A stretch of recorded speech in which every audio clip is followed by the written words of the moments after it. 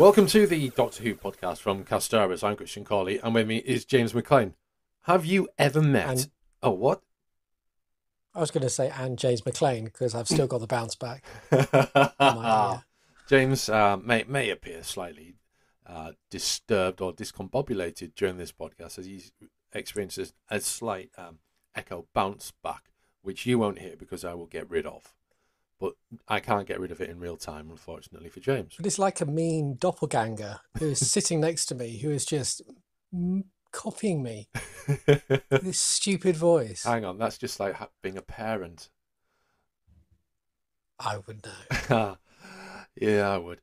Anyway, we are here to talk about Doctor Who. But as I was saying to James earlier, I've been thinking about times when I've met people from Doctor Who and how it made me feel afterwards, whether I enjoyed meeting them or whether I was slightly not that impressed having met them. And maybe I will mention a few names of the latter, but we'll see how it goes. But James, you raised an interesting point that because a lot of people do go out of their way to spend a lot of money to meet people, don't they? A lot of money looking at Twitter. Yeah. A lot of very happy people having had photos taken with various doctors in the last weekend, was it? Last weekend? I think so, yeah. The Comic-Con in London. No, I didn't know that was taking place, to be honest with you. Somehow it passed me by. But they're pricey. You're talking a couple of hundred, is it? On some of the doctors. Wow. For a photo, or do you get to chat with them, or sleep with them? Well, I'm careful what I say because I've not researched this, so I don't know. But I remember seeing figures rather high being bandied around. Wow. For photo shoots. Or should we say access to? Okay, access. Yeah, it's good. It's good. It's a good word, access. It covers a lot of things, doesn't it? Yes, exactly. It's something I can use without having doing any research, which is traditional with this podcast. Well, yes, certainly on your side. Absolutely. I'll let you do all the... Yeah, I do all the research for what it's worth. So, yeah, I mean, James... You go to Wikipedia, Christian. I regularly go to Wikipedia. It's not purely Wikipedia. Sometimes IMDb as well. There we go. So, I'm not messing about. From 2002. It is terrible these days, IMDb, isn't it? It is really difficult to use, I find. Yeah, especially on a smart device. Yes. It's not very kind, but yeah. Yeah, I don't know what they were thinking with that. But if you want to, if you're watching TV and you recognise a face and you bring the show up and then find out who's in it, and then you go to their IMDb page, the first thing you want to see is what else they've been in, not what IMDb shows you, which is like a picture of them, a brief bio, and then some photos and adverts. You want it there in a single click, not in three. So a little bit of my research, which is, of course, putting London Comic-Con Jodie Cost into Google. Yeah. The Mirror reports Doctor Who fans charged eye-watering £220 for meet and greet, and I don't want to click the link. That's a lot. I mean, is there entry to Comic-Con on top of that? Was that included? Well, again, it's a newspaper report, so I think take it with a pinch of ink. Okay, so let's have a look. Showmaster Online. Jodie Whittaker, isn't this cool, listener? You're actually listening to us doing the homework while you're listening. Don't let it near the dog. You've got to think that's quality.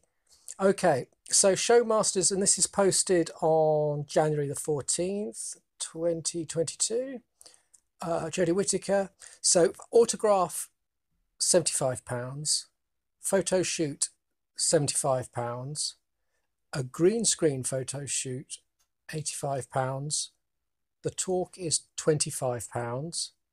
A double shoot with Mandip Gill is £120. A diamond pass, which gets you the standard autograph, the photo shoot, the talk, and a gift, is £220. Whoa. So, in fairness, you could get to have a photo shoot with Jodie for £75. Yeah. But that's still a lot. It is. I And I think spent those sort less of than that costs on a were, photo shoot of my three children the other day, um, which replaced a photo shoot that the school did, which was absolutely terrible. It was like it'd been shot by a blind person, and they also forgot to take solo photos of one of my daughters. So, and that would have been, that alone would have been 75, £80. I suppose if it's Doctor Who, it's a bit different, isn't it? well, I had a free photo taken with my cupboard. Or so I thought until it charged me £230. And I was like, I could have gone and seen Jodie Whittaker That's for what happens that when you buy. That's what happens when you buy old bloody props, wardrobe. isn't it? Yeah. Anyway, so yeah, I mean, I think the other doctors were fairly high as well. And I think we've seen, I think previous year when Christopher Eccleston started doing them, the prices were quite high. So the point being, and this isn't a criticism of the costs, it's just the point that people are willing to pay that amount, and that experience Yes. has meaning for them. And if you go onto Twitter, you'll see many fans who'll put their photos up very proudly, and multiple photos, sometimes from the same event, sometimes through eras. So I saw one who had photos of Sylvester McCoy at various points, going back to the 90s. So I think it is interesting how those moments carry something, but they probably carry different things to different people. Yeah. No, yeah, I'd agree with that. I'd agree with that. Casting my mind back, the first time I met a Doctor Who person I think it was Tom Baker in 1997 when he was signing copies of Who on Earth is Tom Baker. And I've told this story many times on the podcast with the case, so I'm not going to go into the details with it. It's out there for you to listen to.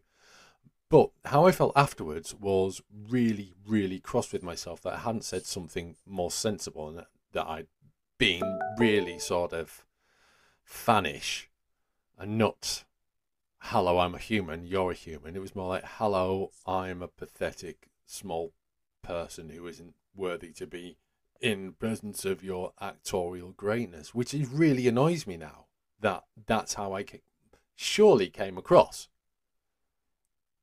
But that's the imbalance of these meetings, isn't it? Yeah. I mean, he meets someone he's never met before. You meet someone who, in your head, you've known for 20, 30 years. And you're both aware of that divide. You're aware that they don't know you and you know them, and that's awkward. And they are aware that they don't know you and you know them, and that's awkward.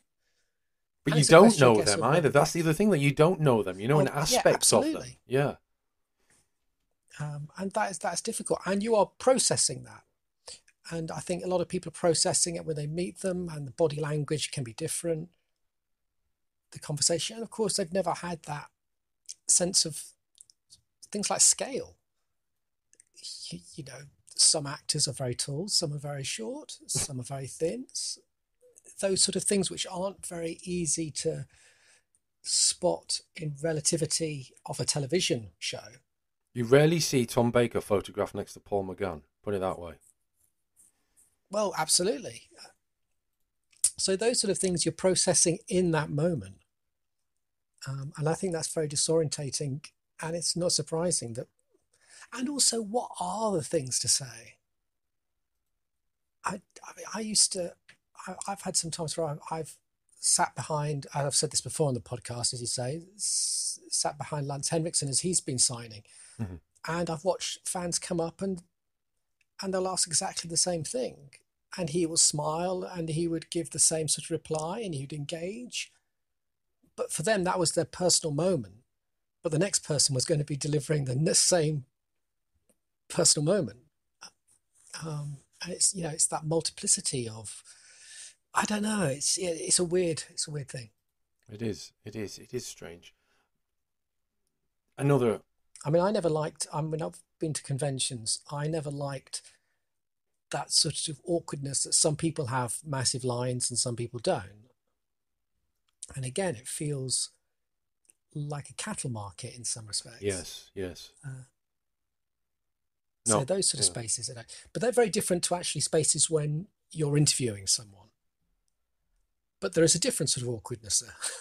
Yeah, I would say. Well, I mean, I suppose it depends on the space. We could come to that in a minute because I just want to go through the cattle market illusion. Um, Hmm. when I met Sylvester McCoy, I'd also I'm trying to remember who was who in the queue. I think it was Sylvester McCoy, then Daphne Ashbrook, and then Paul McGann. And Sylvester McCoy seemed very, very tired, so I made a point of thanking him. Daphne Ashbrook was just the most charming lady on the planet Earth and made me feel glad to be alive. And Paul McGann told me I should divorce my wife because she wouldn't let me watch With Another Knife for some reason.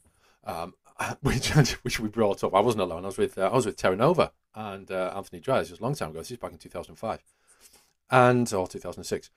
So this was one of those scenarios where people pay money and then they go and get things signed. There was no photographs. I think they'd done photographs already, which may have been while Sylvester McCoy was tied, and I think he'd done a bit of travelling prior to that. But that that whole sort of like it's a brief contact, you have a brief conversation, then you move on, and it is a cattle market. It is pushing people through. It is, I mean, it's industrialized, isn't it? Yeah. Very different to when you're interviewing someone. Now you interviewed Philip Hinchcliffe, didn't you? Oh God, yeah. Which, I mean, it didn't go entirely well due to the technical side of things, Yeah, which we well, have no control over. there was a lot of things other than that. I mean, this is also the problem with the interviewing side and where the awkwardness is.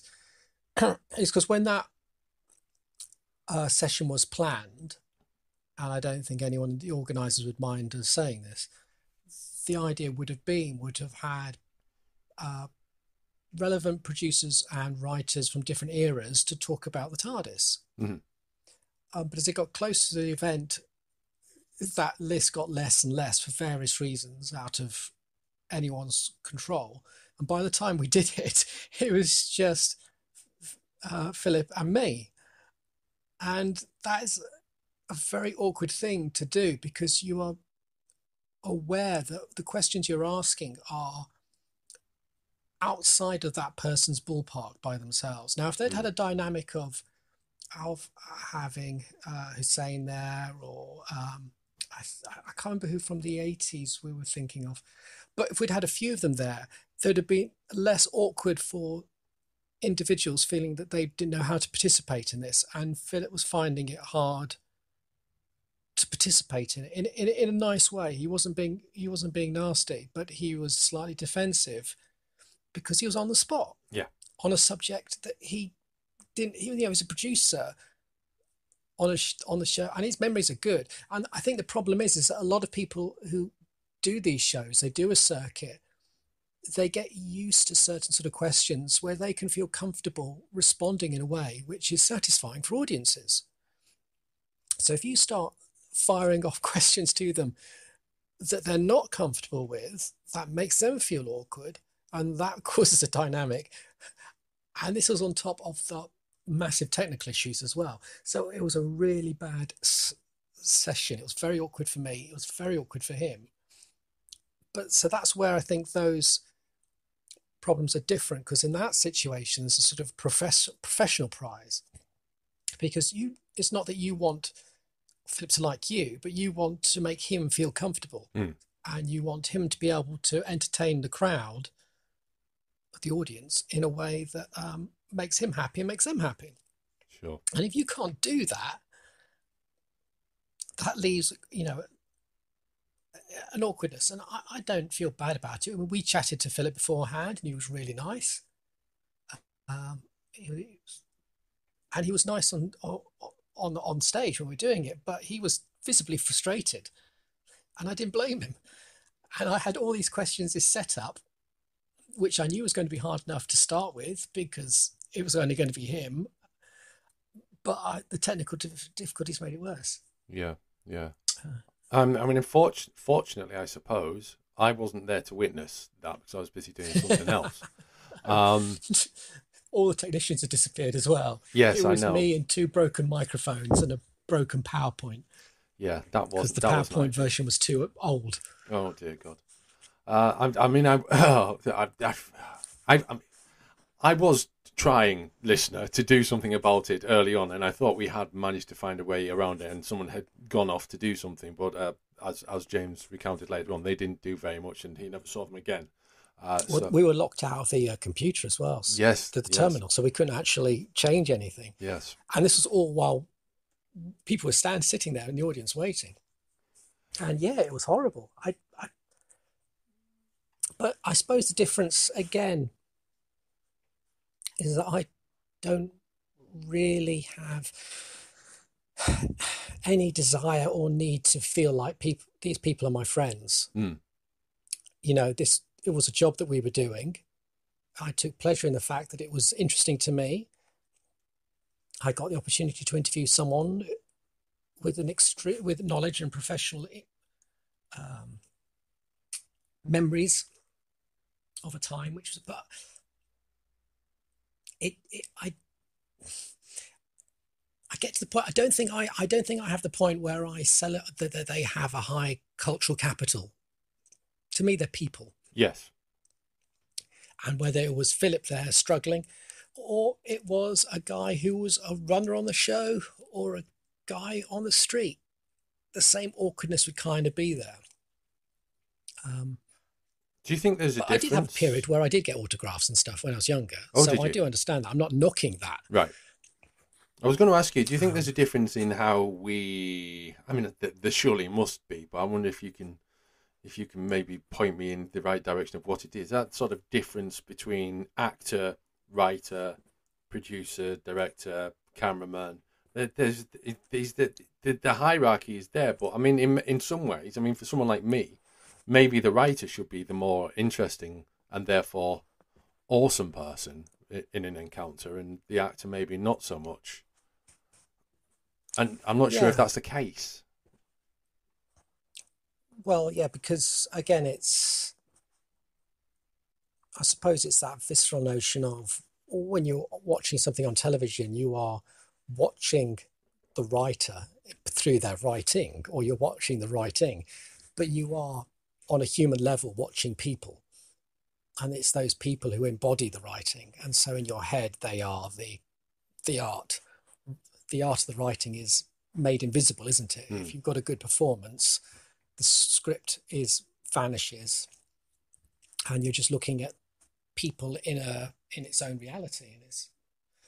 So I suppose that's why we sort of look at the actors with greater engagement, to the point where you get people who will ask actors questions which they're not going to know the answers to because they didn't write it. They spoke the lines 20 years ago, 30 years ago. Yeah. But I think as soon as you're aware of that, and going back to Philip, that was hard because I was going on to interview someone knowing what his kind of response was going to be. and absolutely understanding that too, and just having to go through it. If I'm right... Yeah, it was... Yeah, I was going to say, if I'm right, whilst you were interviewing Philip Hinchcliffe, to the best of your mutual abilities under the circumstances, I seem to recall I was in an elevator with Paul McGann and one of the organisers. So there was no opportunity for an interaction with Mr. McGann.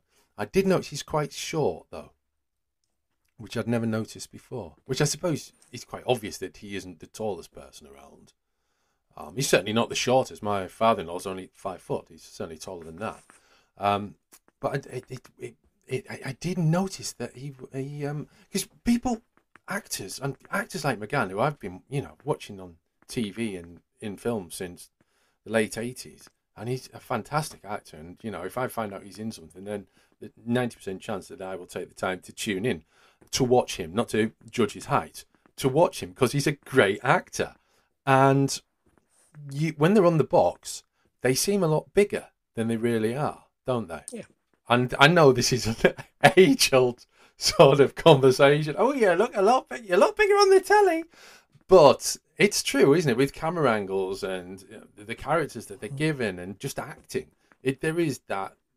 And certainly with bigger TVs that we have nowadays, we used to have them, the old haunted fish tanks in the corner of the room, these huge 4K 60-inch screens. I don't have anything as big or modern as that, but as an example, you have these cinematic screens in your living room these days.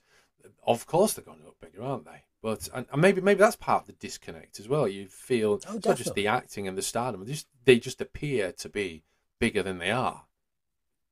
Well, TV's a curated medium, isn't it? What you're seeing has been especially picked to make sure that people look in a certain way, be they look strong or slender or tall or attractive. Every shot is carefully. So it's a shock to the senses when you meet someone in context of your environment Mm. rather than this curated environment. So yeah, definitely. I mean, you're a tall man, if you don't mind me saying, Christian. I imagine most people must seem shockingly shorter. Yeah, I But I mean, know what you mean. yeah, I mean, I do find it slightly disconcerting that people aren't generally grown-ups aren't the same size as me, especially when I'm Yeah, meeting them but for the first time or close up. I mean, I feel a bit awkward sort of saying this. I'm not going to name people, but when I've been at conventions and I've seen some of the female cast, and some of them seem so much more slender than I imagined, and ones on the screen who looked. Again, I feel awkward saying all this stuff. It feels like I'm shaming people. I'm not trying to. Who were different sizes actually looked different, thinner, because the relative scales that television, especially LA, Hollywood, impress on their cast Hmm. are are not the sort of scales that you would expect to see in people. Do you see what I mean? So I Yeah, think it's the yeah, yeah, same sort of disconnect. yeah. I feel like I've gone down the same rabbit hole, No, no, I know what you mean. I know but what you mean. Yeah. I'll tell you and I who's think taller. that's a criticism of the industry. Yeah, yeah. I'll tell you who's taller than you'd think. Brian Terranova. He's about the same Oh, height as you me. were fairly tall as well. I think I commented about that when we met you. Yeah, you did. Yes, yes, you did. At least the second time. That you seemed like you were closer to me than I expected. As if Yeah. No, Brian's about the same which height as me, which has surprised me when I met him. Because, as I say, I get surprised when people aren't as tall as me. I get surprised when they are as tall as me as well. Especially if I've been, the first time I saw him, he was on the other side of the Atlantic Ocean. Anyway, we move on to that because there are other people that we've met in different contexts, like talking like we are now. And James and I, we first met each other in 2016, I think, yeah, something like that, wasn't it? in the flesh after talking for 5 years like this. And there's many people that we've spoken to like this over the years. Brian and Gareth, I both met physically. James, you've met Gareth.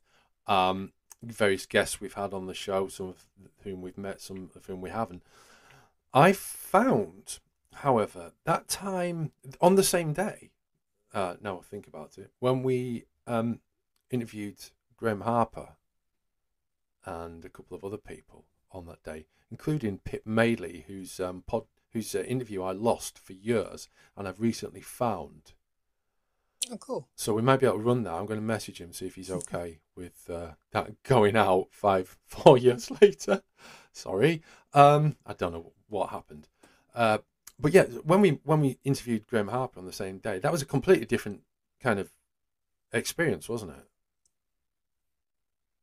Yes, yes, it was. That was a weird experience because that was in the green room, wasn't it? Yeah.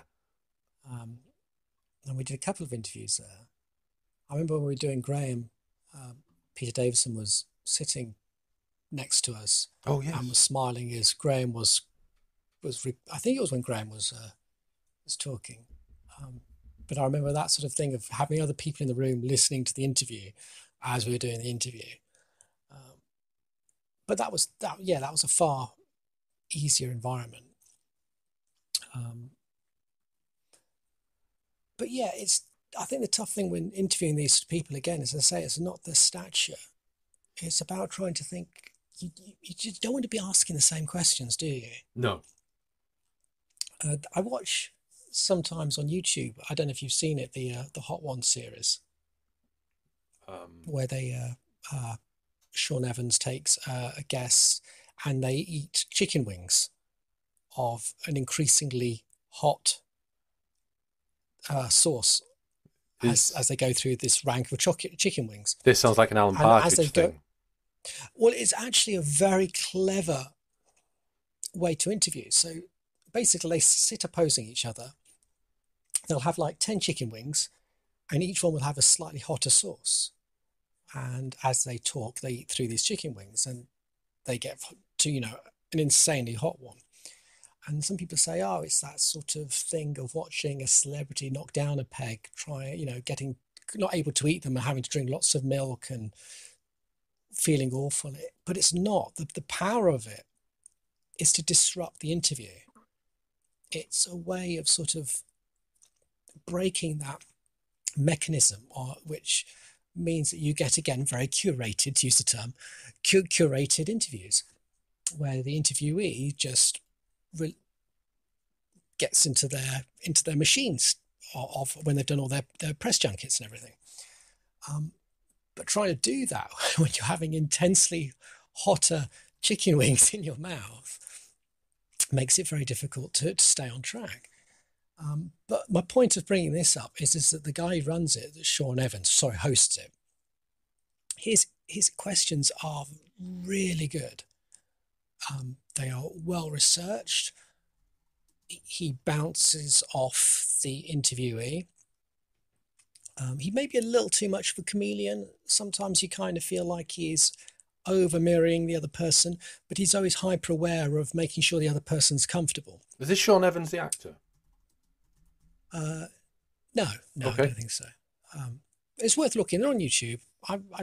We don't like to cross promote other people who don't know us, but I think if we're talking about interviews and celebrities, those shows are really interesting because it's a mixture of really good questions and this innate, horrible, spicy sauce. And does he make the chicken himself? No. Okay. I think their company makes a couple of the brands now. Right. But I think the point is that when I watch that, I just love watching him interview them because you can see someone who asks good questions and you see them respond. And you see that person open up and engage in a way that you don't see in other interviews. And I think as an interviewer, that's what you want. And if you've got some spicy chicken wings to stop you from getting too boring as well, it's a brilliant idea. I was watching tenuous Doctor Who connection. I was watching clips of Peter Kay on the Parkinson show on YouTube a few days ago, and he has he's on 2 or 3 of them, and I'm sure many of us have seen chat shows where Peter Kay has come on and he kind of takes over somewhat with his effusive personality and his endless amusing anecdotes. But it's the most interesting thing about that is that Parkinson's was well known as an interviewer who could sort of, in most cases, with a few sharp exceptions, get under the skin of the subject in a way that would elicit sort of new stories or new recollections from them, particularly the classic Parkinson series, where he would speak to some of the Hollywood greats from the old days.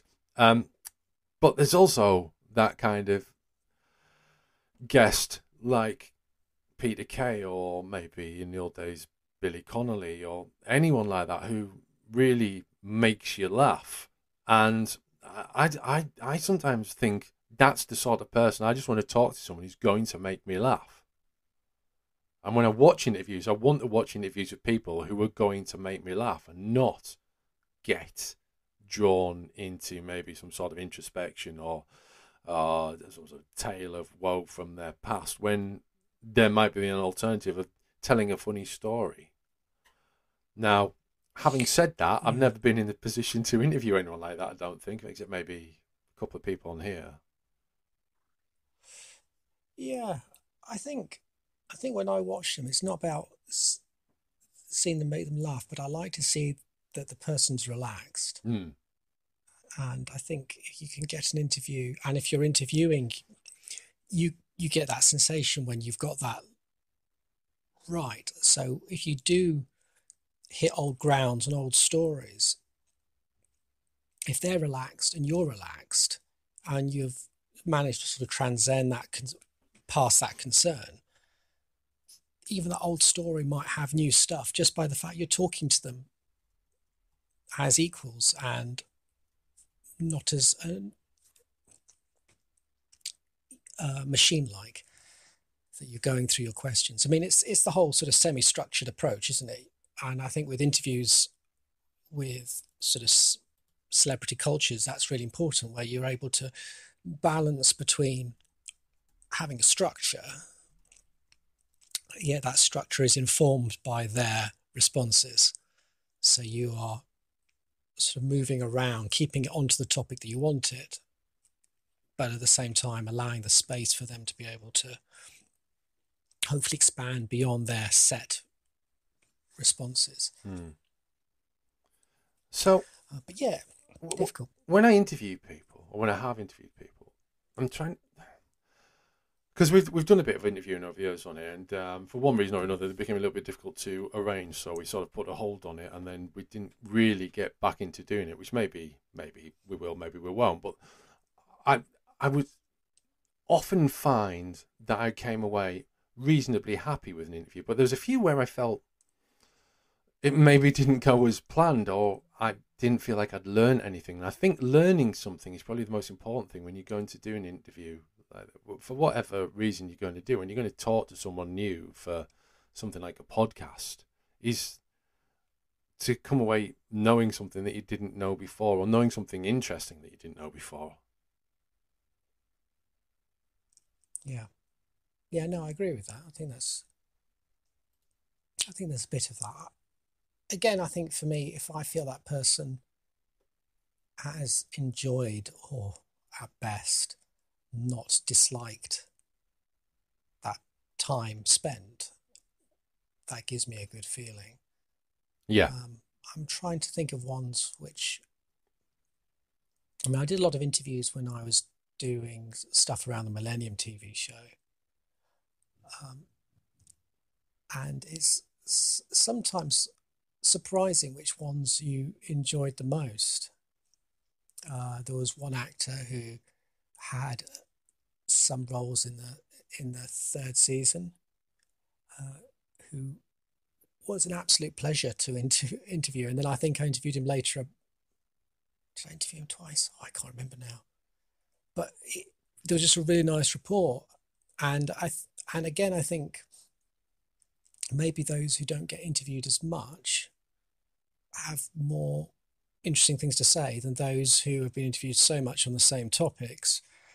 As you say, those topics become very rigid. And those were the most enjoyable ones. And I think they're the ones with less pressure on yourself as well. So sometimes those less big ones, to screw up his own English, are the ones which I think are probably the more enjoyable. There's always cachet, there's always a good feeling of going like, hey, I've just interviewed so-and-so who was, a big part of my life. But there's also a nice feeling when you go, hey, I've just interviewed X and it was really interesting, they're really comfortable and they made me laugh and I've learned something.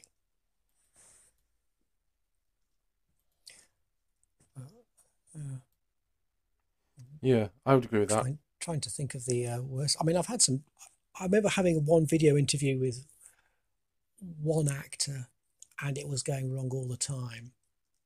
And me and my colleague Troy, it was so embarrassing. There were so many technical issues and I think we lost bits.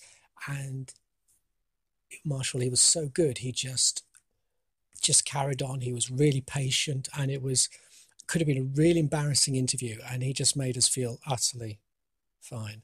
There was another one with an actress who came on and she didn't realize it was an audio interview and she had been and done a makeup and had her hair done and felt absolutely terrible throughout the whole interview because of that sheer miscommunication. But I don't know. Maybe I can. Sometimes sometimes I think I'm a little too resistant to it. I don't let myself enjoy the awe and the thrill of meeting someone who I'm there to always trying to resist it and trying to artificially pull it down and go, this is just a person. I'm going to make them realize that I see them as a person and nothing else. But by doing so, you're kind of ignoring the fact you don't just see them as a person, that they are something else. And that's just the way it is. It's not that they're better than you, but just that relationship we talked about at the beginning. You've seen them for 20 to 30 hours. They haven't seen you at all. That is not a normal relationship. But yeah, I always used to go out of my way to try and create that feeling that it was a normal, that, you don't know me, I know you, but I'm going to treat you like a normal person because that's what you are. But there is a bit of me going, my God, that's so-and-so. And you're suppressing it. Yeah. It is. It is kind of a strange thing, and I suppose as well when he's got to balance off the two things. Spending.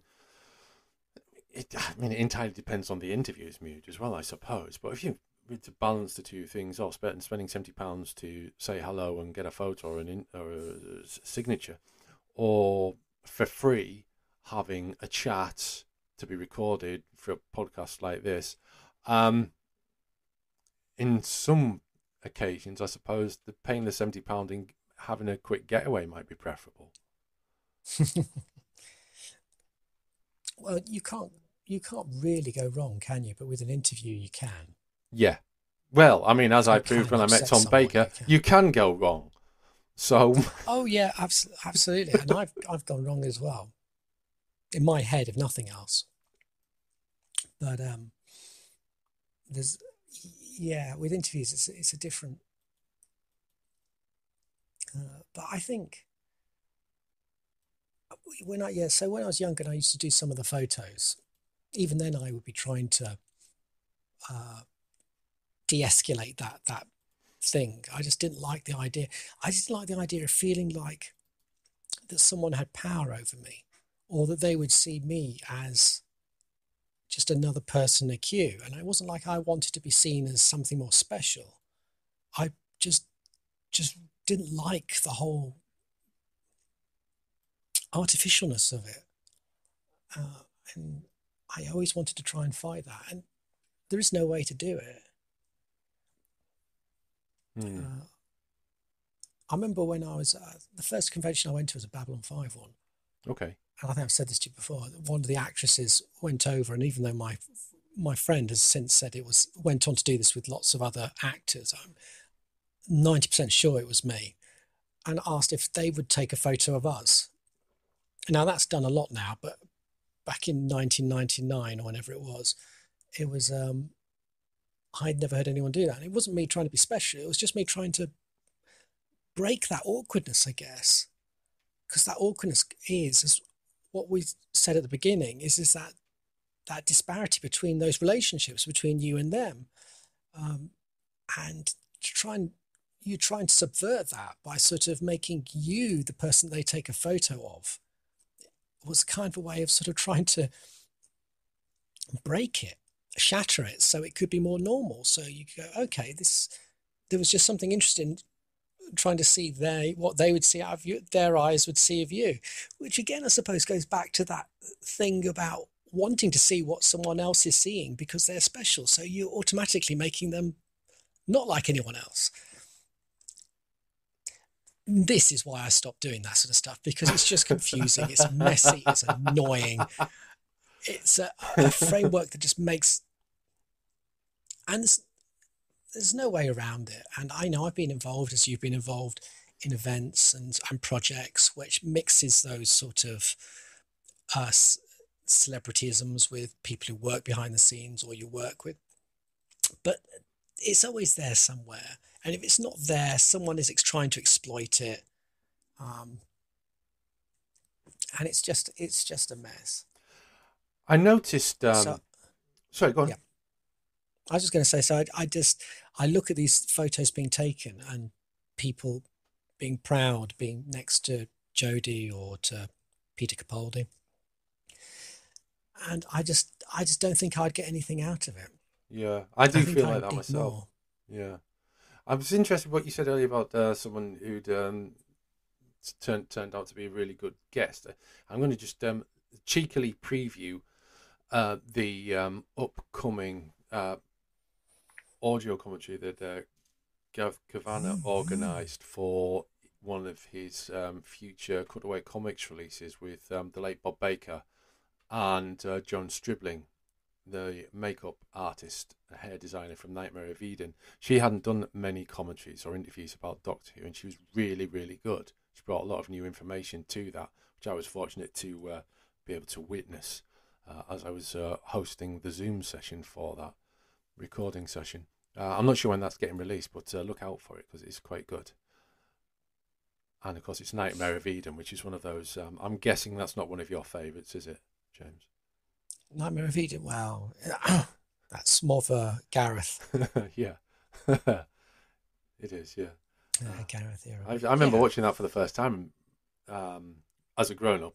I remember bits of it when I was a kid, but watching it properly as a grown up, well, as someone over 18 anyway, and being surprised how good it was. In fact, I think I've still got it on VHS because I think it came out quite late on DVD, didn't it?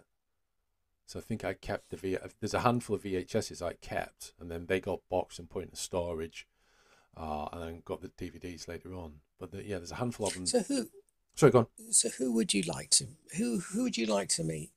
Who would I like to? Who would you like to meet in terms of a celebrity, in that sort of thing that you'd be in awe of, and who would you like as to interview?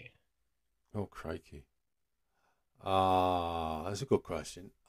I think if it was, I wouldn't be able to meet someone like Jimmy Page or Brian May, and then be expected to speak at the same time. That just wouldn't work because there'd be so much going through my head in terms of just all the noises that they've made with their guitars and how they've made me feel over the years and trying to put some sort of coherent sentence together. I just wouldn't be able to do that at all. What was the other question? The other aspect? So like, who would you like to interview?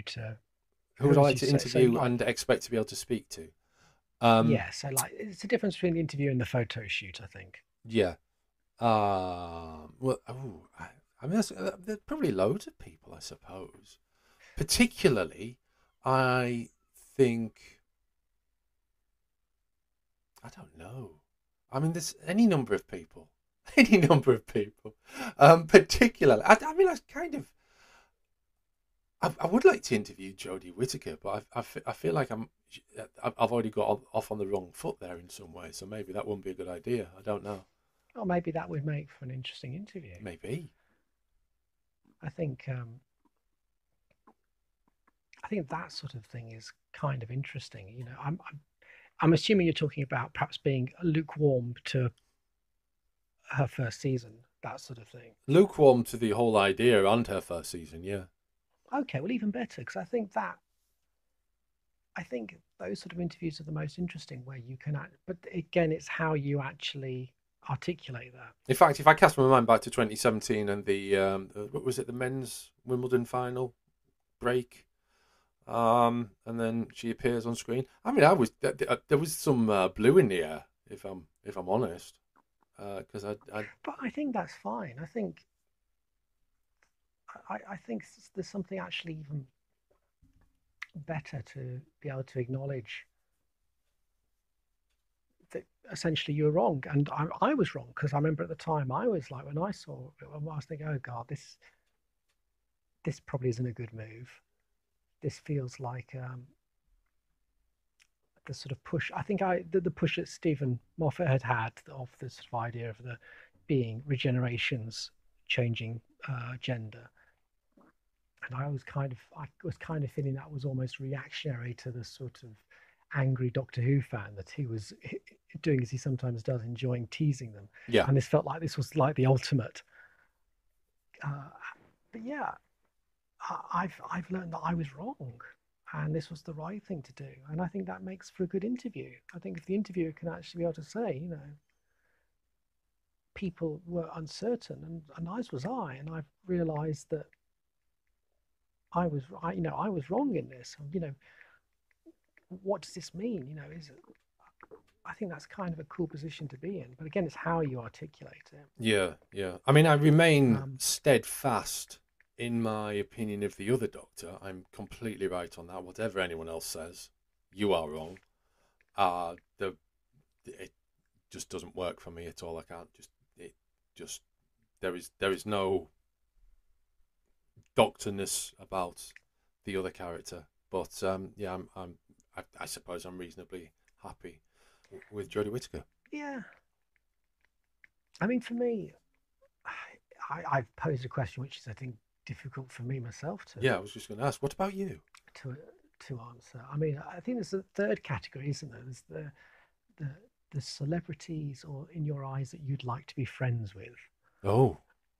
Because that ultimately is what people, they know they can't have, but it's what they want. If there's someone they admire, if you admire someone, you want to connect with them, whether you admire a person in your neighborhood, or whether it's someone from Hollywood, or a politician or humanitarian or whatever. You probably want to be friends with them.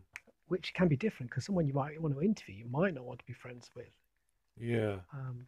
What would be interesting to, but would be interesting to actually hear from and understand what they want. Well, my friends are quite useful because they all live a long way away, so I don't have to put in sort of. Oh, I hope they're not listening. They'll feel exactly the same way. That sort of weekly effort that is required for like arranging socials and asking how they are and stuff like that, because we've largely known each other from school or college, so it's pretty much a case of send occasional insults and updates, and then meet up once or twice a year, in a good year, and the rest of the time is family time. The other spare time, I have quite a large family, not just in my house, but largely. That's not even a word, is it? Largely, more generally. So there's a lot of family stuff to be done and get through in what spare time there is left when you're not working or talking to James on the podcast with a K. So, I mean, if a celebrity who's a friend, I don't know. Peter Kay. I would just like to know them. It's not that I really want to ask some questions. They just seem like someone that I would be really interested in knowing. And someone like Peter Kay might be that sort of person, because I imagine he's not horrendously dissimilar. He always seems normal and grounded as well when you see him on TV. So, yeah, he's a good example. It's not. The thing about things like this. I always think kind of interesting that I think would be quite Tom Holland, the most recent Spider-Man. He's quite famous in all the various reels and TikToks you'll see of clips of his interviews, and seems very grounded, very just a normal person. And you think, oh, that'd be kind of nice. And then you think, well, why didn't I just be friends with a normal person then, if that's what I'm after? So, there isn't a way to wrap up this conversation, I guess. Okay, how about if you're listening to this, which assumedly you are to be listening to it, tell us who you'd like to either interview, who you'd like to be friends with, or who you would just like to have a photo with. Because, and there could be someone alive or dead. Who cares? It's a pointless question in the first place, but that could be quite interesting. Because, it could be an aesthetic thing. It's a bit snug, marry, avoid, isn't it? Yeah, probably.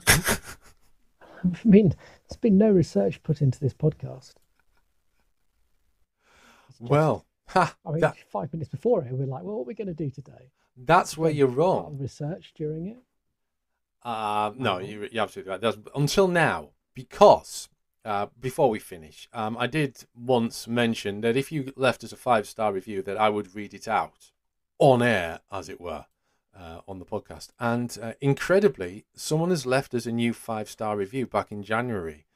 This is by Nick Smith, 4th of January 2022. Great DW podcast. Been listening to this podcast for many years and one of the best out there. Keep up the good work, guys. So thank you. If you have any 5-star reviews to leave us, I will read them out. It's as simple as that. I know Nick Smith's a common name. I used to have a friend called Nick Smith. I'm sure it's not the same one. I don't know. I still find it amazing that people listen to this. It's just so professional. I'm doing this sitting in my bed, looking at 2 phones. Okay. Why would anyone listen to this? It's not even set up. We're not in the studio. Well, I don't am. care. I'm in a studio. Well, okay. You don't need to be in a studio. I'm in the studio. It's very studio-y. It's got a microphone and an arm, and I've got like spongy wall things. Oh, and I've got a slidey mixing desk. It's the all the studio cons here. Well, I have 2 phones and a teddy bear. And no place to go. No place to go whatsoever. Okay, well, I mean, yes, leave us a review and we'll read it out. And if you've any thoughts on what James was saying earlier about he would like to snog, marry, avoid, / meet, photograph, interview, be friends with, whatever, let us know on Facebook or on Twitter. We'll be back with a new Doctor Who podcast soon. Until then, it's goodbye.